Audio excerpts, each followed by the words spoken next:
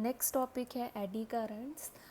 ਐਡੀ ਕਰੰਟਸ ਤੋਂ ਪਹਿਲਾਂ ਅਸੀਂ ਇੰਡਿਊਸਡ ਕਰੰਟ, ਇੰਡਿਊਸਡ ਈਐਮਐਫ ਕਰ ਚੁੱਕੇ ਹਾਂ। ਸੇਮ ਹੀ ਕਨਸੈਪਟ ਹੈਗਾ ਐਡੀ ਕਰੰਟਸ ਦੇ ਵਿੱਚ, ਥੋੜੀ ਜਿਹੀ ਮੋਡੀਫਿਕੇਸ਼ਨ ਹੈ। ਮੋਡੀਫਿਕੇਸ਼ਨ ਕੀ ਹੈ ਇੱਥੇ ਕਿ ਜਦੋਂ ਅਸੀਂ ਇੰਡਿਊਸਡ ਕਰੰਟ ਜਾਂ ਇੰਡਿਊਸਡ ਈਐਮਐਫ ਜੋ ਕਿ ਇਲੈਕਟ੍ਰੋਮੈਗਨੈਟਿਕ ਇੰਡਕਸ਼ਨ ਦੇ ਫਿਨੋਮੇਨਾ 'ਚ ਸੀ, ਉਹ ਅਸੀਂ ਕਿਹਦੇ 'ਚ ਗੱਲ ਕਰਦੇ ਸੀ? ਕੋਇਲ ਦੀ ਗੱਲ ਕਰਦੇ ਸੀ। ਉੱਥੇ ਅਸੀਂ ਕਿ ਇੱਕ ਕੋਇਲ ਦੇ ਵਿੱਚ ਅਗਰ ਮੈਗਨੈਟਿਕ ਫਲਕਸ ਲਿੰਕਡ ਜਿਹੜੀ ਚੇਂਜਡ ਹੈ ਤਾਂ ਉਸ ਕੋਇਲ ਦੇ ਵਿੱਚ ਜਾਂ ਉਹਦੀ ਨੇਬਰਿੰਗ ਕੋਇਲ ਦੇ ਵਿੱਚ ਕੀ ਹੋਏਗਾ? ਇੰਡਿਊਸਡ ਕਰੰਟ ਜਾਂ ਫਿਰ ਇੰਡਿਊਸਡ ਈਐਮਐਫ।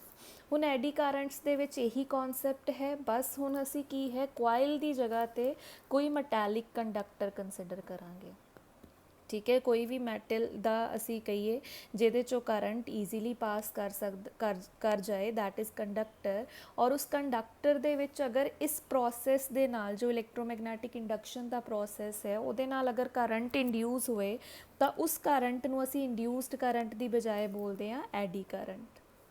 ਫੋਕਲਸ ਨੇ ਕਨਸੈਪਟ ਨੂੰ ਫਾਈਂਡ ਆਊਟ ਕੀਤਾ ਤਾਂ ਅਸੀਂ ਲਿਖਿਆ ਕਿ Foucault's found that when magnetic flux ਜਿਹੜੀ ਹੈ, ਕਿਉਂਕਿ ਕਨਸੈਪਟ ਇੰਡਿਊਸਡ ਕਰੰਟ ਦਾ ਕਿੱਥੋਂ ਆਉਣਾ ਹੈ? ਮੈਗਨੈਟਿਕ ਫਲਕਸ ਤੋਂ।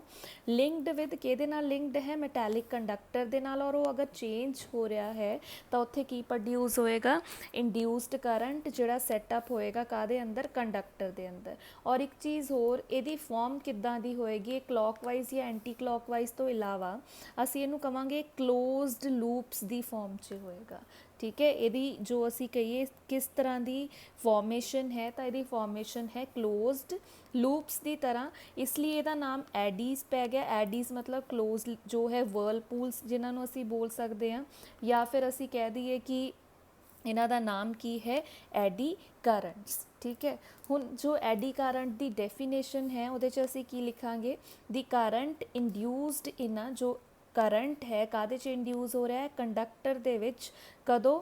ਵੈਨ ਪਲੇਸਡ ਇਨ ਆ ਚੇਂਜਿੰਗ ਮੈਗਨੈਟਿਕ ਫੀਲਡ ਲਿਖਦੀ ਹੈ ਜਾਂ ਫਿਰ ਮੈਗਨੈਟਿਕ ਫਲਕਸ ਲਿਖਦੀ ਹੈ। ਹੁਣ ਇਹਦੀ ਐਕਸਪੈਰੀਮੈਂਟਲ ਜੋ ਅਸੀਂ ਕਹੀਏ ਕਿ ਐਕਸਪਲੇਨੇਸ਼ਨ ਹੈ, ਇਹਦੇ ਲਈ 3 ਐਕਸਪੈਰੀਮੈਂਟ ਪਰਫੋਰਮ ਕੀਤੇ ਗਏ।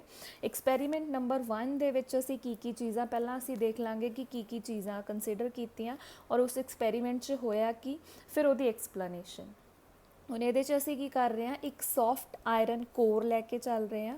ਠੀਕ ਹੈ, ਉਹ ਇੱਥੇ ਅਸੀਂ ਡਾਇਗਰਾਮ ਵੀ ਬਣਾਈ ਹੋਈ ਹੈ। This is a soft iron core ਜੋ ਸਿਲੈਂਡਰੀਕਲ ਸ਼ੇਪ 'ਚ ਹੈ, ਆਇਰਨ ਦਾ ਪੀਸ ਹੈ ਇਹ। ਉਸ ਤੋਂ ਬਾਅਦ ਇਹਨੂੰ ਕੀ ਕੀਤਾ? ਕਨੈਕਟ ਕਰ ਦਿੱਤਾ ਅਸੀਂ। ਇਹ ਜਿਹੜੀ ਅੱਗੇ ਕੀ ਹੈ, ਇਹ ਕਾਹਦੇ ਨਾਲ ਕਨੈਕਟਡ ਹੈ? ਇਹ ਜੋ ਅਸੀਂ ਇੱਥੇ ਬਣਾਇਆ ਹੈ ਦੈਟ ਇਜ਼ ਅ ਸੋਲੇਨੋਇਡ। ਠੀਕ ਹੈ, ਕਿਸੇ ਵੀ ਆਇਰਨ ਦੇ ਪੀਸ ਦੇ ਉੱਪਰ ਅਗਰ ਇੱਕ ਕੋਇਲ ਨੂੰ ਅਸੀਂ ਵਾਊਂਡ ਕਰ ਦਈਏ ਤਾਂ that is non as solenoid. ਔਰ ਇਹਨੂੰ ਅਸੀਂ ਕਾਹਦੇ ਨਾਲ ਕਨੈਕਟ, ਕਾਹਦੇ ਨਾਲ ਕੀਤਾ ਹੈ? Source of alternating EMF. ਇੱਥੇ ਆਲਟਰਨੇਟਿੰਗ ਦਾ ਮਤਲਬ ਹੈ ਜੋ ਚੀਜ਼ ਚੇਂਜ ਹੋ ਰਹੀ ਹੈ, ਕਿਉਂਕਿ ਅਸੀਂ ਅਗਲੇ ਚੈਪਟਰ 'ਚ ਪੜ੍ਹਨਾ ਹੈ ਏਸੀ ਸਪਲਾਈ ਕੀ ਹੈ, ਡੀਸੀ ਕੀ ਹੈ। ਡੀਸੀ ਮਤਲਬ ਡਾਇਰੈਕਟ ਸਪਲਾਈ ਹੈ, ਡਾਇਰੈਕਟ ਕਰੰਟ ਹੈ। ਏਸੀ ਮਤਲਬ ਆਲਟਰਨੇਟਿੰਗ ਕਰੰਟ ਹੈ। ਜੋ ਸਾਡੇ ਘਰ 'ਚ ਸਪਲਾਈ ਆਉਂਦੀ ਹੈ ਦੈਟ ਇਜ਼ ਆਲਟਰਨੇਟਿੰਗ ਚੇਂਜਿੰਗ ਕਰੰਟ, ਕੁਛ ਇਸ ਤਰ੍ਹਾਂ, ਜਾਂ ਚੇਂਜਿੰਗ ਈਐਮਐਫ। ਡਾਇਰੈਕਟ ਮਤਲਬ ਸਟ੍ਰੇਟ ਇੱਕੋ ਵੈਲਿਊ ਜੋ ਅਸੀਂ ਕੰਸੀਡਰ ਕਰੀਏ। ਤਾਂ ਆਲਟਰਨੇਟਿੰਗ ਕਰੰਟ ਜਾਂ ਆਲਟਰਨੇਟਿੰਗ ਈਐਮਐਫ ਨੂੰ ਅਸੀਂ ਸਿੰਬਲ ਕਿਹੜਾ ਯੂਜ਼ ਕਰਦੇ ਹਾਂ? ਇਸ ਤਰ੍ਹਾਂ ਅਗਰ ਬਣਿਆ ਹੈ ਬੈਟਰੀ ਦੀ ਜਗ੍ਹਾ ਤੇ ਦੈਟ ਇਜ਼ ਅਸੀਂ ਬੋਲਾਂਗੇ ਕੀ ਹੈ? Alternating current. ਔਰ ਅਗਰ ਇਸ ਤਰ੍ਹਾਂ ਬਣਿਆ ਹੈ that is a DC supply, direct current ਹੈ। ਜਾਂ ਡਾਇਰੈਕਟ ਈਐਮਐਫ ਦੀ ਗੱਲ ਕਰੀਏ, ਇੱਥੇ ਅਸੀਂ ਕਿਹੜੀ ਸਪਲਾਈ ਲੈ ਕੇ ਚੱਲ ਰਹੇ ਹਾਂ? ਆਲਟਰਨੇਟਿੰਗ ਈਐਮਐਫ। ਫਿਰ ਅਸੀਂ ਕੀ ਕਰਨਾ ਹੈ? ਪਲੇਸ ਕਰਨਾ ਹੈ ਇੱਕ ਮੈਟੈਲਿਕ ਡਿਸਕ। ਹੁਣ ਇਹਦੇ ਉੱਪਰ ਕੀ ਹੈ? ਇਹ ਵਾਲੀ ਇੱਕ ਡਿਸਕ ਰੱਖੀ ਹੈ। ਪਹਿਲਾਂ ਇਹਦੇ ਉੱਪਰ ਆਇਰਨ ਕੋਰ ਜੋ ਹੈ, ਇਹ ਜੋ ਹੈ ਸਿਲੈਂਡਰੀਕਲ ਸ਼ੇਪ, ਇਹਦੇ ਉੱਪਰ ਇਹ ਡਿਸਕ ਨੂੰ ਰੱਖਿਆ ਗਿਆ। ਠੀਕ ਹੈ, ਫਿਰ ਅਸੀਂ ਕੀ ਕਿਹਾ? Disc over the cross sectional face of the soft iron core as the circuit is on. ਜਿੱਦਾਂ ਹੀ ਇਸ ਸਰਕਿਟ ਦੇ ਵਿੱਚ ਕਰੰਟ ਜੋ ਹੈ ਫਲੋ ਕਰਨਾ ਸ਼ੁਰੂ ਕਰ ਗਿਆ ਤਾਂ ਕੀ ਹੋਇਆ? ਇੱਥੇ ਕੀ ਓਬਜ਼ਰਵ ਕੀਤਾ ਗਿਆ ਕਿ ਜਿਹੜੀ ਇਹ ਮੈਟੈਲਿਕ ਡਿਸਕ ਹੈ it is thrown in upward direction. ਆਪਣੇ ਆਪ ਇਹ ਜਿਹੜੀ ਡਿਸਕ ਇਹਦੇ ਉੱਪਰ ਪਈ ਸੀ ਸੌਫਟ ਆਇਰਨ ਕੋਰ 'ਤੇ, ਇਹ ਜਿਹੜੀ ਹੈ ਉੱਪਰ ਵਾਲੀ ਡਾਇਰੈਕਸ਼ਨ 'ਚ ਥਰੋ ਹੋਏਗੀ, throw up into the air. ਇਹ ਸੀਗਾ ਜੋ ਐਕਸਪੈਰੀਮੈਂਟ ਪਰਫੋਰਮ ਕੀਤਾ। ਹੁਣ ਇਹਦੀ ਐਕਸਪਲੇਨੇਸ਼ਨ 'ਚ ਕੀ ਲਿਖਣਾ ਹੈ? ਦੇਖੋ, ਚਾਹੇ ਅਸੀਂ ਐਕਸਪਲੇਨੇਸ਼ਨ ਇਹਦੀ ਪੜ੍ਹੀਏ ਜਾਂ ਚਾਹੇ ਨਾ ਪੜ੍ਹੀਏ, ਸਿਰਫ ਇਹਦੇ 'ਚ ਅਸੀਂ ਕੀ ਕਰਨਾ, ਅਗਰ ਮੇ ਵੀ ਦਿਮਾਗ 'ਚੋਂ ਨਿਕਲ ਵੀ ਜਾਏ ਤਾਂ ਕਨਸੈਪਟ ਕਾਹਦਾ ਹੈ? ਐਡੀ ਕਰੰਟ ਦਾ। ਤਾਂ ਇਹਦਾ ਮਤਲਬ ਇਹ ਜੋ ਕੁਛ ਵੀ ਹੋਇਆ, ਇੱਕ ਗੱਲ ਦਿਮਾਗ 'ਚ ਇਹ ਰੱਖਣੀ ਹੈ ਕਿ ਇਹ ਜੋ ਕੁਛ ਵੀ ਹੋਇਆ ਕਾਹਦੇ ਕਾਰਨ ਹੋਇਆ, ਐਡੀ ਕਰੰਟਸ ਦੀ ਪ੍ਰੋਡਕਸ਼ਨ ਦੇ ਕਾਰਨ। ਤਾਂ ਅਸੀਂ ਘੁੰਮ ਘੁਮਾ ਕੇ ਇਹੀ ਗੱਲ ਲਿਖਣੀ ਹੈ ਕਿ ਇਹ ਸਾਰਾ ਕੁਛ ਕਿਉਂ ਹੋਇਆ, due to the production of ਐਡੀ ਕਰੰਟ। ਔਰ ਐਡੀ ਕਰੰਟਸ ਨੇ ਜਿਹੜੀ ਹੈ ਇਹਦੇ ਉੱਤੇ ਫੋਰਸ ਲਗਾਈ, ਔਰ ਫੋਰਸ ਲਗਾਉਣ ਦੇ ਨਾਲ ਇਹ ਕੀ ਹੈ, ਉੱਪਰ ਵਾਲੀ ਡਾਇਰੈਕਸ਼ਨ 'ਚ ਥਰੋ ਹੋ ਗਿਆ। ਹੁਣ ਇਹਦੇ ਨਾਲ ਹੀ ਲਿੰਕਡ ਕਰਕੇ ਅਸੀਂ ਲਿਖ ਦਾਂਗੇ ਕਿ ਐਡੀ ਕਰੰਟ ਕਿੱਦਾਂ ਪ੍ਰੋਡਿਊਸ ਹੋਏ। ਉਹਦੇ ਲਈ ਅਸੀਂ ਕੀ ਲਿਖਾਂਗੇ ਕਿ ਸਾਡੇ ਕੋਲ ਜਿਹੜੀ ਇਹ ਏਸੀ ਸਪਲਾਈ ਹੈ, ਜਿੱਦਾਂ ਹੀ ਸਰਕਿਟ ਔਨ ਹੋਇਆ, ਕਰੰਟ ਇਹਦੇ 'ਚ ਆਇਆ, ਇਹ ਸਾਰੀਆਂ ਕੋਇਲਸ ਦੇ ਵਿੱਚ ਕਰੰਟ ਫਲੋ ਕਰਨਾ ਸ਼ੁਰੂ ਹੋ ਗਿਆ, क्योंकि ऑल्टरनेटिंग चेंजिंग है, चेंजिंग करंट के कारण चेंजिंग मैग्नैटिक फील्ड होएगा। अगर चेंजिंग मैग्नैटिक फील्ड है, फ्लक्स है, तो एडी करंट्स, हुण असी इंड्यूस्ड करंट की बजाय की बोलना है eddy current. Eddy currents produce होए सर्कुलर शेप च, क्लोज्ड लूप की फॉर्म च, और वो जो करंट है वो अपोज करेगा ये कॉज नू अकॉर्डिंग टू लेंस लॉ। ठीक है ना, लेंस लॉ की कह रहा है, असी पिछे पढ़िया है। लेंस लॉ के अकॉर्डिंगली की है कि जोड़ा एडी करंट या फिर इंड्यूस्ड करंट है, ये हमेशा अपने कॉज नू अपोज करेगा जिहदे कारण ये प्रोड्यूस होया। हुण वो कॉज जिहड़ा है उन्होंने अपोज करन दे लई ओदी डायरैक्शन अपवर्ड डायरैक्शन 'च चली गई। जो एडी करंट सी जिहदे कारण असी बोलीए कि ये जिहड़ी डिस्क सी वो अपवर्ड डायरैक्शन 'च थ्रो हो गई। ये हो गई ये एक्सप्लेनेशन एक्सपैरीमेंट नंबर 1 की। इस तरह एक्सपैरीमेंट नंबर 2 है, ये की कंसिडर करना है, एक फ्लैट मैटैलिक प्लेट कंसिडर की, उन्होंने असी 2 पोल्स जिहड़े है इलैक्ट्रोमैगनेट दे इस तरह उन्हां दे विच सस्पेंड कर दिता एक मैटैलिक प्लेट नूं। इनिशियली कहते जो when magnetic field is off, जो मैगनैटिक फील्ड ऑन नहीं है, it is found that metallic plate oscillate. Metallic plate नू जो है ऑसीलेट किया गया जो मैगनैटिक फील्ड नहीं सी। फिर उस तो बाद की होया, however when the magnetic field is switched on the plate comes to rest quite soon. ये होने की एक्सप्लेनेशन च असी की कहना है कि जिद्दां ही असी बोलीए कि जिहड़ा साडे कोल सपोज ये 2 पोल्स है नॉर्थ ते साउथ, इन्हां दे विच अगर कुछ असी रखते हैं तो वो मैगनैटिक फील्ड की स्ट्रेंथ ज़्यादा फील करेगा, या मैं किसी ऑब्जेक्ट नू इत्थे प्लेस किया, मतलब कोई ऑब्जेक्ट जे इत्थे पिया है तो ये पोल्स उहदे क्लोज है, तो यदा मतलब इस रीजन च मैगनैटिक फ्लक्स या मैगनैटिक फील्ड की वैल्यू की होएगी, ज़्यादा होएगी as compare to other places. ठीक है, और इस पोजीशन नू मैं बोल दूँगी इक्विलिब्रियम पोजीशन, क्योंकि ऑसीलेशंस है, ऑसीलेशन च centre position is mean position या फिर इक्विलिब्रियम पोजीशन, और जो साइड्स वाली पोजीशन है उन्होंने असी एक्सट्रीम पोजीशनस बोल देंगे। ठीक है, तो कहने का मतलब इक्विलिब्रियम पोजीशन ते मैगनैटिक फ्लक्स की वैल्यू की होएगी maximum as compare to extreme positions. हुण जिद्दां ही असी बोलांगे कि जो प्लेट्स है ऑसीलेट कर रही हैं, जदों ये प्लेट्स एक्सट्रीम पोजीशनस ते पहुँचणगियां, ठीक है, ऑसीलेट करके एक्सट्रीम पोजीशन ते पहुँचणगियां, मैगनैटिक फ्लक्स की होएगा, मैगनैटिक फ्लक्स विल डिक्रीज। ठीक है, कित्थे डिक्रीज होएगा, एक्सट्रीम पोजीशन ते। हुण डिक्रीज मतलब चेंज होया, क्योंकि इत्थे ज़्यादा सी एक्सट्रीम ते गया घट गया, तो चेंज आया ना मैगनैटिक फ्लक्स च, चेंज है तो की प्रोड्यूस होएगा, एडी करंट्स प्रोड्यूस होंगे।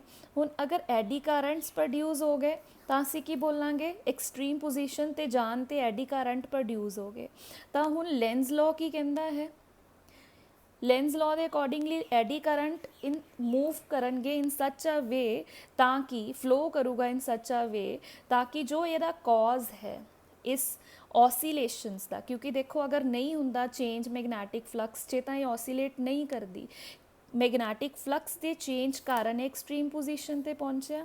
हुण एक्सट्रीम तो इन्हें दोबारा किद्दां मीन पोजीशन ते आना है, उहदा कारण की होएगा कि लेंस लॉ के अकॉर्डिंगली जो है इहदा कॉज ऑसीलेशन दा कॉज की है एडी करंट, जो है उहदा कॉज की है मैगनैटिक फ्लक्स। ठीक है ना, मैगनैटिक फ्लक्स के चेंज के कारण एडी करंट आए।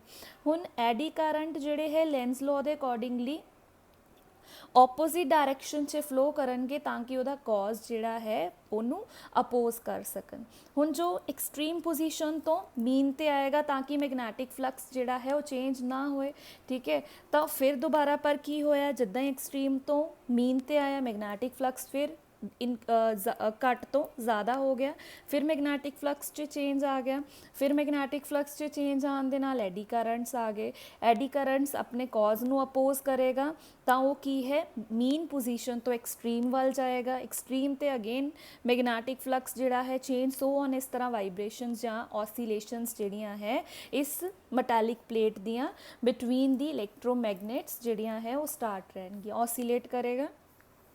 ਠੀਕ ਹੈ, ਉਸ ਤੋਂ ਬਾਅਦ ਹੈ ਥਰਡ ਐਕਸਪੈਰੀਮੈਂਟ।